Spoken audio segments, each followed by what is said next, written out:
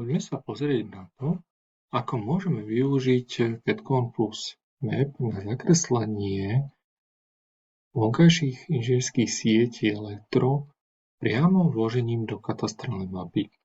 Getcon plus Map obsahuje priame vloženie katastrálnej mapy ako podklad do vášho modelu priestoru. To znamená, že sa vám vloží priamo v čiarach a parcelné čísla sa vám vložia ako texty. Poďme si to ukázať. Vložím si katastrálnu mapu a v tomto dialogovom okne ja si môžem vyhľadať napríklad tú parcelu alebo ten pozemok, ktorý potrebujem pomocou parcelného čísla, alebo ak vyhľadávam objekt, môžem podľa popisného čísla.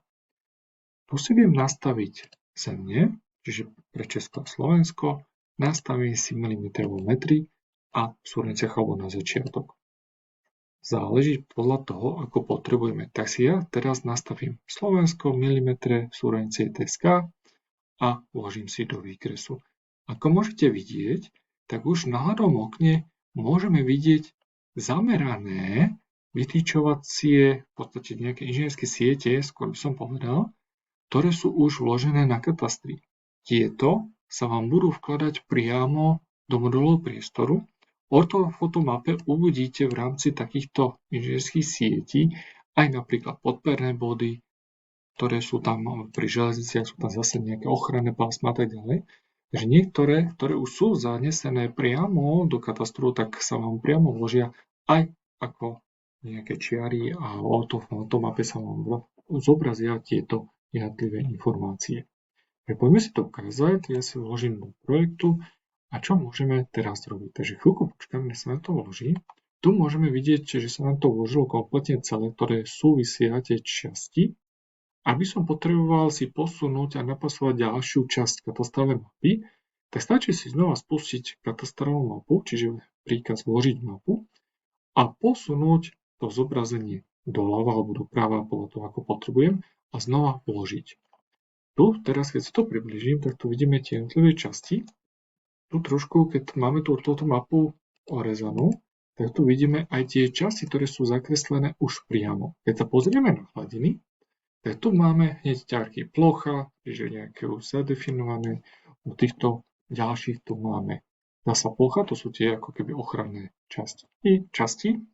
A potom tu máme tzv. Ťarchy línie. Čiže všetko máte v hladinách, nemáte to necháte v tej hladine, aby si to museli definovať. A teraz môžeme ísť zakreslovať. Poďme sa pozrieť, že už sme zakreslili, dáme tomu nejakú trasu. Keď sa pozrieme v rámci slepých výkresov, tak máme tu zadefinované vonkajšie siete.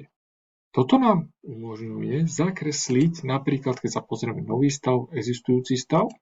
Keď si dám nový stav, tak môžem si napríklad elektro, dáme si tam nadzemné, podzemné, dajme tomu, že máme teraz nízke napätie podzemné, tu máme niekde, povedzme si alebo nejakú SPPčku, čiže nejakú skrinku alebo nejakú SR-ku a ťahám tú trasu.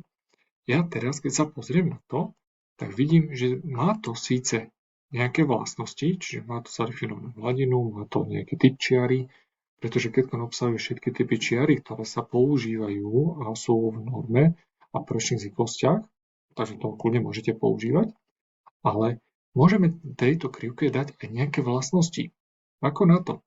Vyberieme si záložku elektroinštalance a tu máme teraz ručne priradziť vlastnosti. Takže ja vyberiem si tú krivku, potvrdím a teraz keď sa pozrieme, tak sa mi zobrazí okno. V tomto okne ja si nastavím účel.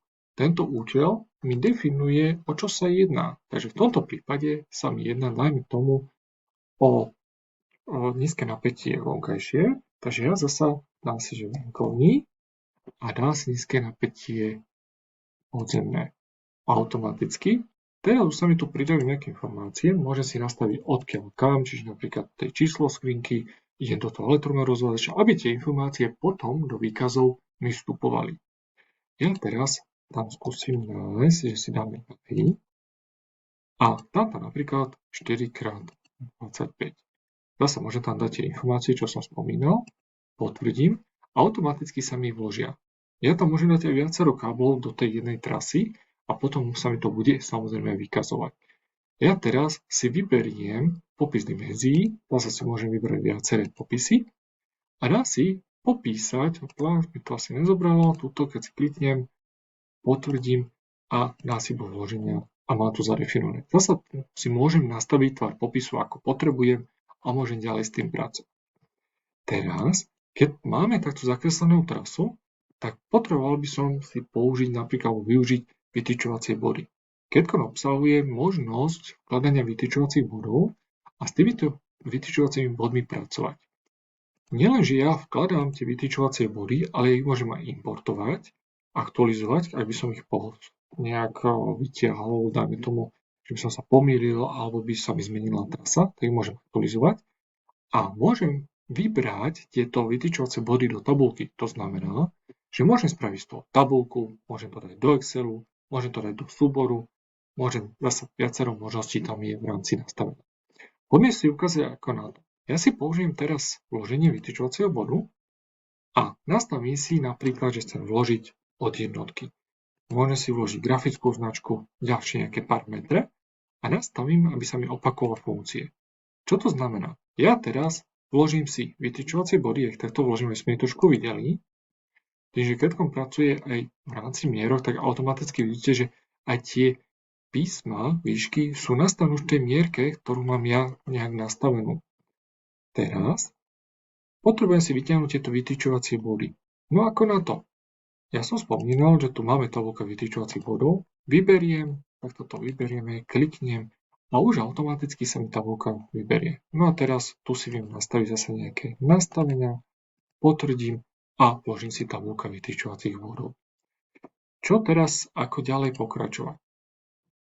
Môžem spraviť ďalšie nejaké ešte veci, ale ukážeme si teraz v tomto videu, že keby som si to chcel rýchlo nejak spraviť, môžem si spraviť to rozloženie, spraviť si to výkres, môžem ďalej využiť ďalšie napríklad funkcie, ktoré sa mi volačia ako napríklad orezové uzavreté hranice a spraviť si výkres priamo z modelu priestoru.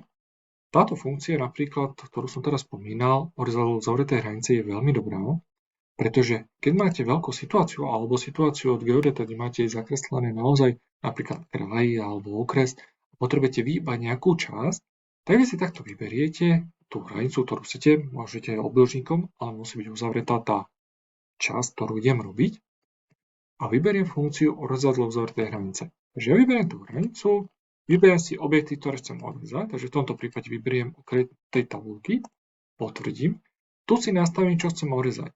Ako môžete vidieť, môžem orezať všetko okrem textov. Nastavím si orezadlo vonkajšej hranice, potvrdím, automaticky sa mi to oreže, mohol som si tam nechať aj tú hranicu a tieto ostatné parcelné čísla, ktoré tu máme, tak jednoducho iba vymažem.